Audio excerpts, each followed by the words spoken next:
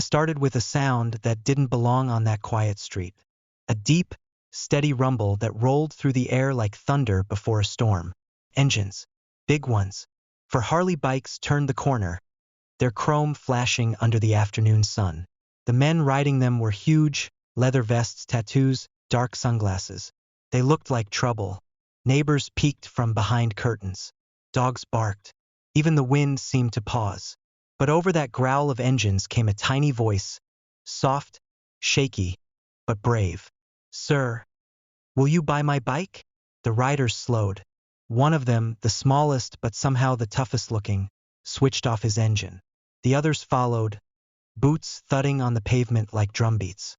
At the edge of the sidewalk stood a little girl, no more than 6 years old. Her blonde hair was messy, her pink dress wrinkled, her shoes scuffed and too small. Beside her stood a tiny pink bicycle with a white basket and fading ribbons. A cardboard sign leaned against it, "For sale." The man removed his helmet. His name was Ryder, though his brothers called him Wolf. The name fit once. Before life broke him in ways he didn't talk about anymore. He crouched to her level. "Why are you selling your bike, sweetheart?" The girl swallowed hard. "Because my mommy hasn't eaten in 2 days." Her voice cracked. Her tiny hands clutched the sign like it was her last hope. Ryder's heart clenched. He followed her gaze down the street and saw a woman sitting under a tree.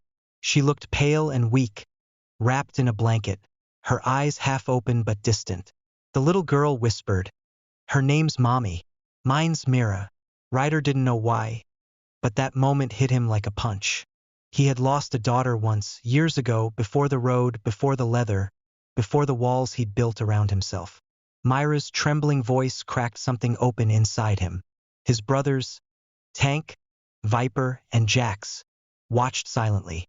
They knew that look in Ryder's eyes. It meant something was about to happen. Ryder asked softly, "What happened to your mom, Mira?" The girl explained between small breaths. Her mom, Clara, worked at a catering company owned by a big-shot man named Mr. Hensley, rich, shiny suit, the kind of guy who smiled for magazine covers and charity photos. When the company downsized, Clara was one of the first to go. She begged for a little more time, just a few weeks to earn enough to pay rent and buy food for Mira. But Hensley didn't care. He said, "She was replaceable," Mira said, voice trembling. Since then, her mother had gotten sick and weak. There was no money left, no one to help. So Mira took her favorite thing in the world, her pink bike, and decided to sell it for food. Ryder looked at her small hands gripping that cardboard sign. Something inside him snapped. He stood and looked at his crew. No words were needed. They'd been through wars together, not on battlefields but in life. They understood exactly what had to be done. Ryder knelt again and pressed a thick roll of cash into Myra's hand.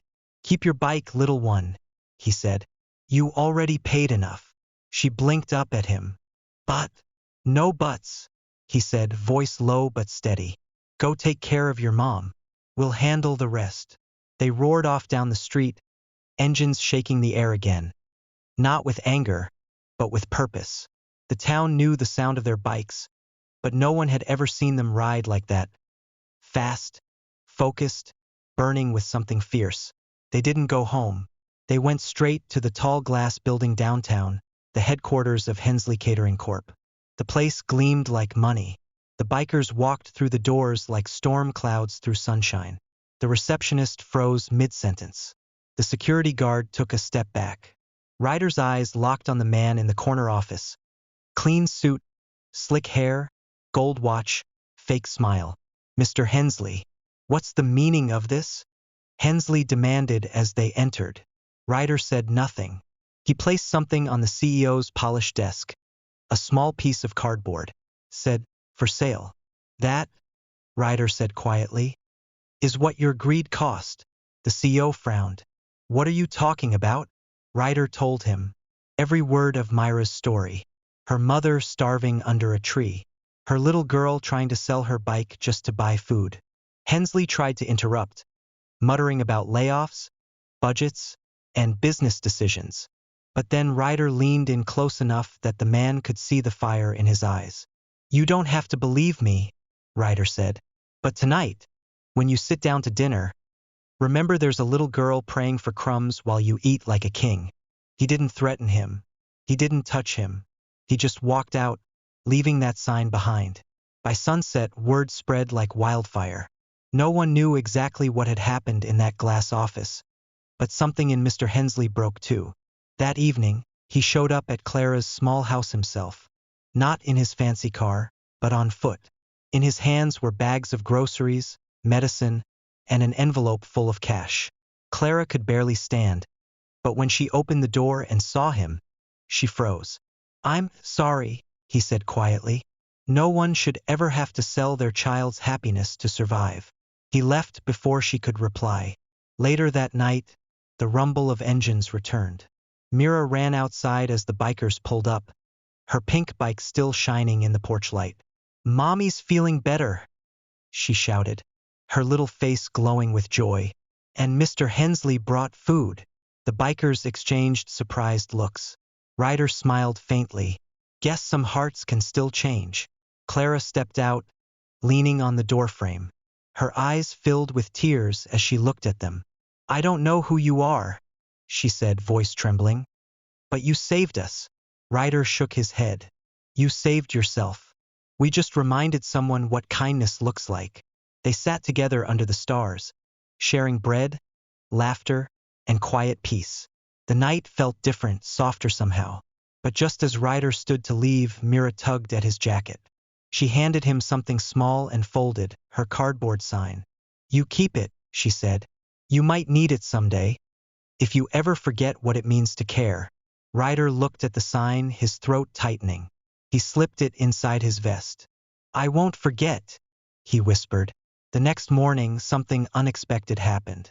Outside Hensley's office, reporters and photographers gathered around a new sign posted on the company's door. It read, "Now hiring, no one is replaceable." Below it was a pink sticker of a child's bicycle. No one ever knew who put it there. But somewhere down the road, a group of bikers rode off into the sunrise, and a little girl practiced riding her pink bike again, the one she'd once tried to sell to save her mother. If this story touched your heart, if it reminded you that kindness can come from the unlikeliest people, take a moment to like, share, and subscribe to Tales Binanya, because sometimes one small act of compassion can turn even the hardest hearts toward the light again. And tell us in the comments, if you were in Ryder's place, what would you have done?